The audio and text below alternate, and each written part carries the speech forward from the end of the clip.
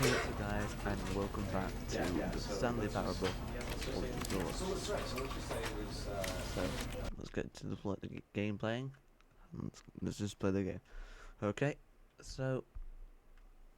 This is the story of a man named Stanley.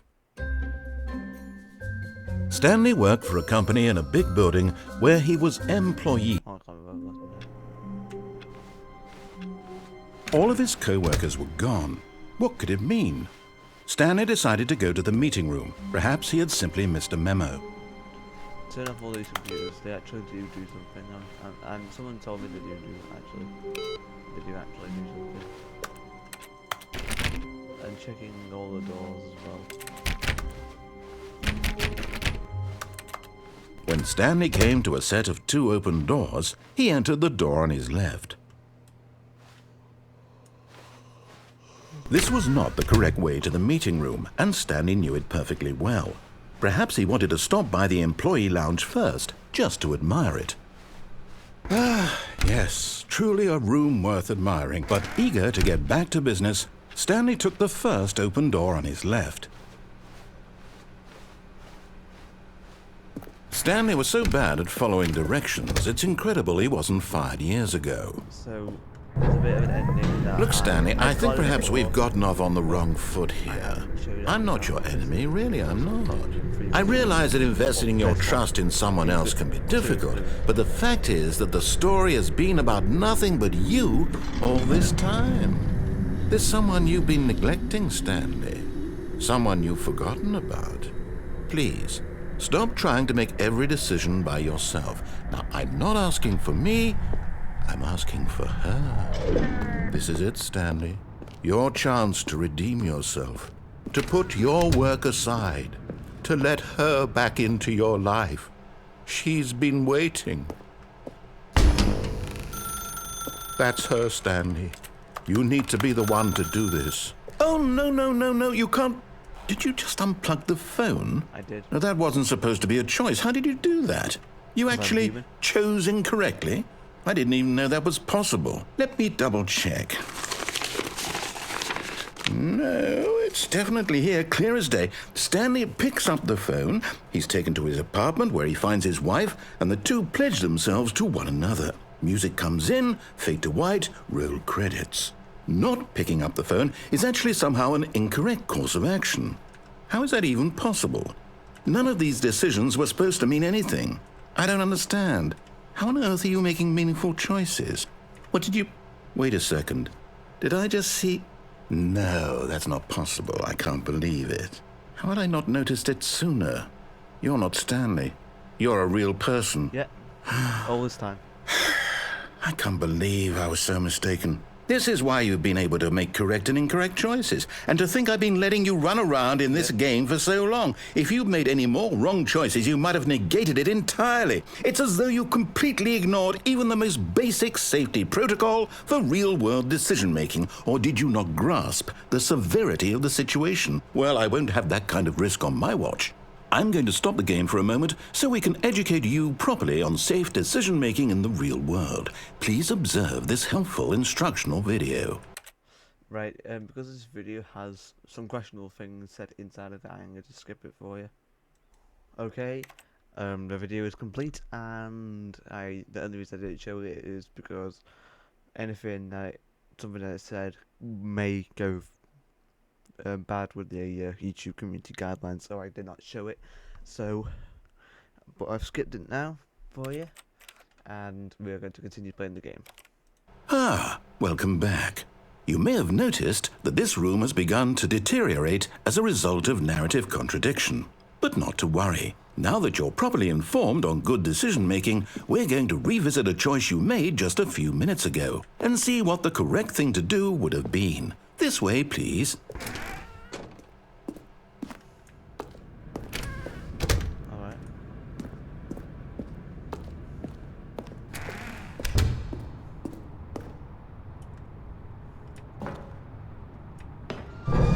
Now that we know your choices are meaningful, we can't have you jumping off the platform and dying. Imagine the main character dying senselessly halfway through the story. That story would make no sense at all. We just need to get you home as soon as possible before the narrative contradiction gets any worse. Unfortunately, it seems this place is not well equipped to deal with reality. So it turns out we're doing the opposite from what we were doing before. Makes sense.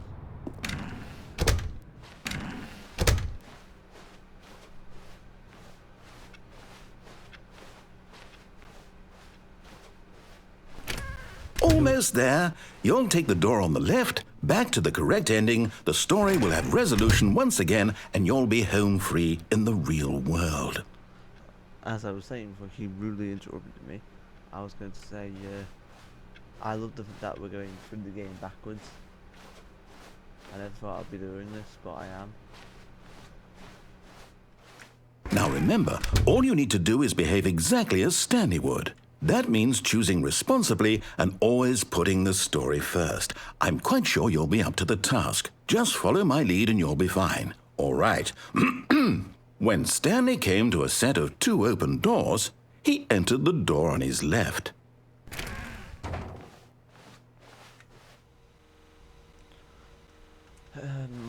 No! Why did you do that? Quickly, hurry back in the other direction. Perhaps we're not too late. What's annoying is when I let go of my mouse, it kind of just like looks down like that. That's really annoying. Or up, depending.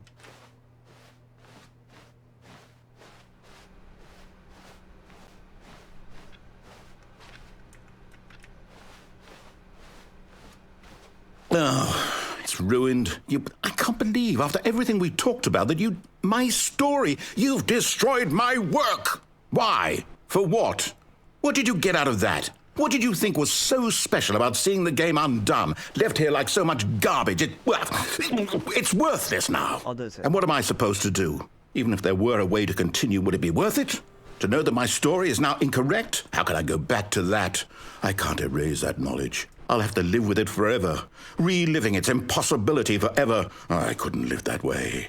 Is it better to shut the game down entirely? To willingly destroy all of my work? I don't know. What's the answer? What do I do? What do I do? What do I... No, I have to. I have to shut the game down. I have to. I have to. Why?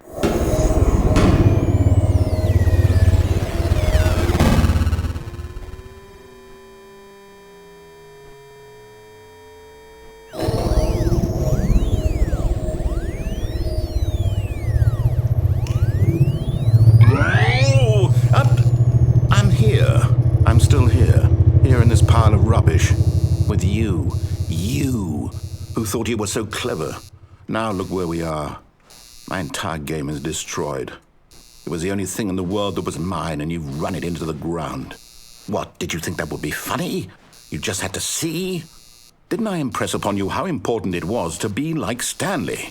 He actually knows how to do what I tell him to. He understands that if I say to do something, there's a damn good reason for it. That thought hadn't even occurred to you, had it? Nope. That there's a world outside of you? You're a child. Oh, my story. If you'd just gone through the door on the left, you would have seen it. There was a whole underground facility. You would have destroyed it and been victorious. It would have been so perfect. I worked so hard on it. I tried so hard to make...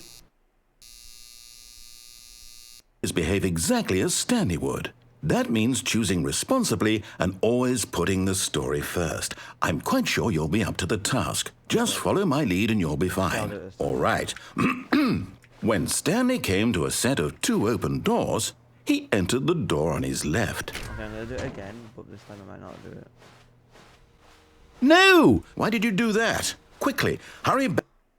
Oh, okay, so it just resets this time. Behave exactly as Stanley would. That means choosing responsibly and always putting the story first. Okay, I'm quite sure you'll be up to the task. Just follow my lead and you'll be fine. All right. When Stanley came to a set of 2 open doors, he entered the door on his left. Let's do it.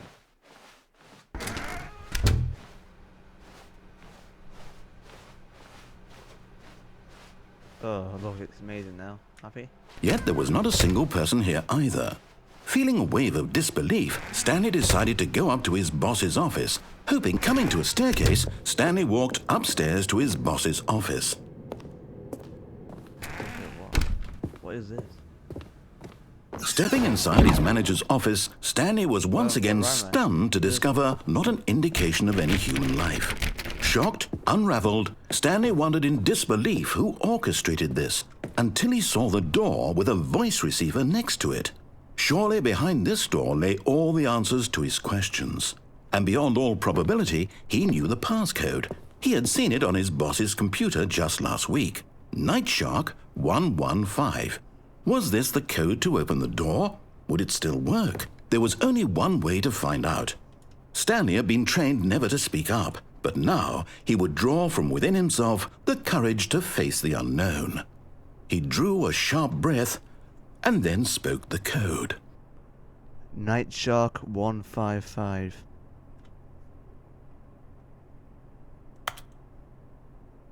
Night Shark 155. Stanley spoke the code. Night Shark 115. He spoke it into the receiver, right there on the wall. Night Shark 155. I'm sorry, is there a problem? You didn't mishear me, did you? No. Please speak the code into the receiver. Otherwise we can't get on with the story. This is a crucial step. Night Shark 1. Okay, fine. You're not going to do it. But you know what? It's pretty humiliating to bring you this far, only for you to suddenly decide you have better things to do. I asked you for this one single thing, for your respect. The kind of respect Stanley shows for his choices. He knows what it means to take a story seriously.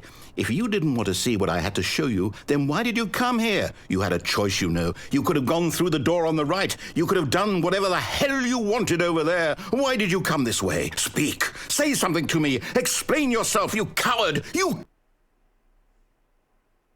When Stanley came to a set of 2 open doors, he entered the door on his left. Wait, is that what Stanley looks like? Stanley? Hello? Are you... Is everything okay? Stanley, please. I need you to make a choice. I need you to walk through the door. Are you listening to me? Can you hear me? Is everything all right? Stanley, this is important.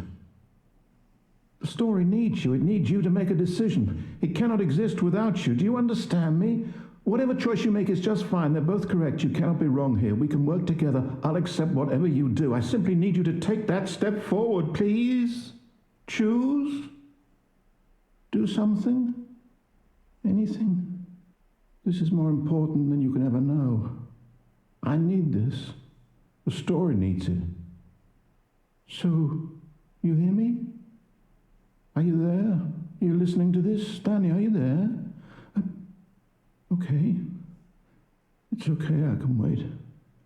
You need time to decide. Time to make sure your choice is correct. That is the best choice. That's all right. I'll wait for you to decide what's the right thing to do. Take as much time as you need.